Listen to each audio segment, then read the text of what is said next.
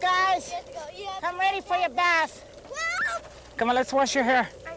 Carrie Dann lives out where clouds leave only shadows on the earth. Her people remember bone gray better than rainbows. But for as long as anyone can recall, they have clung to these foothills, close to the creeks that bring them life. Feels good?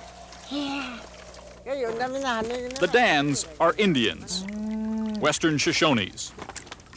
Their ranch beneath the Cortez Mountains, 50 miles southwest of Elko, Nevada, is on the original 160 acres their father homesteaded when the Shoshones were told to mark off an area for their lives.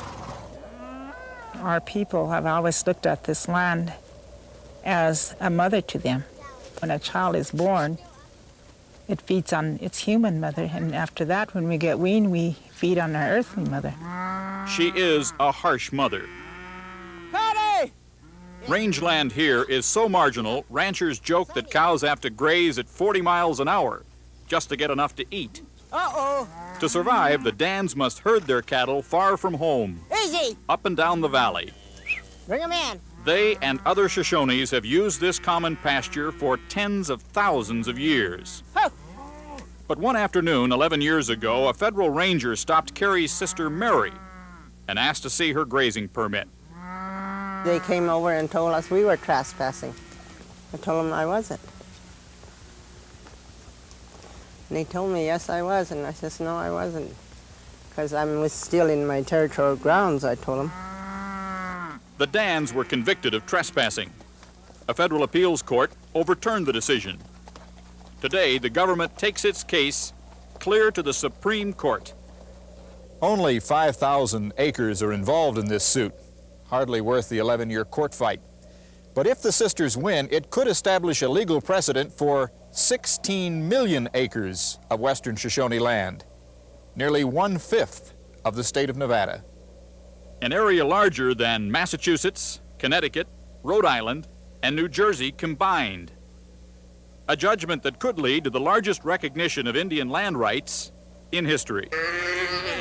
Come on, Johnny. What makes this Indian lawsuit different is that there is no piece of paper which proves that battles were fought or property was appropriated. It'll be over pretty quick, boy.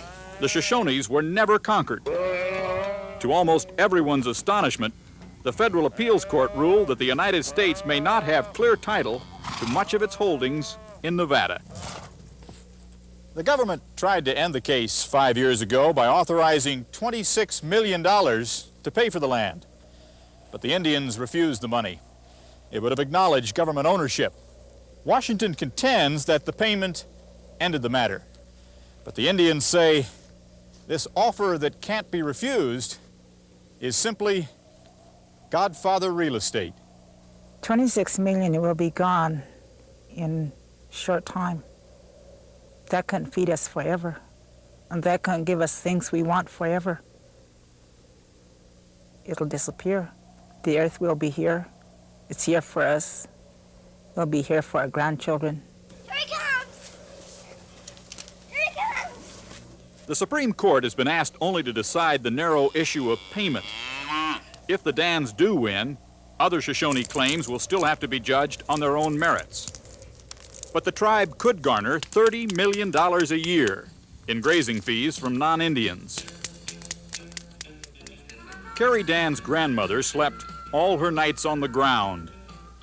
Her great-great-grandchildren face a far different world. We need to have a little more haircut, don't we? Yeah. But laundry is still done at the foot of Hand-Me-Down Creek, and troubles seem to soak away under the sun. Stories such as this always tend to stress the Indians' long tale of endless suffering.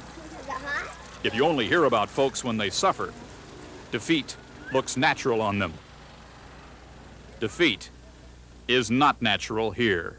He looks like he's going to be a punk rock. For today, Bob Dotson, NBC News, Crescent Valley, Nevada.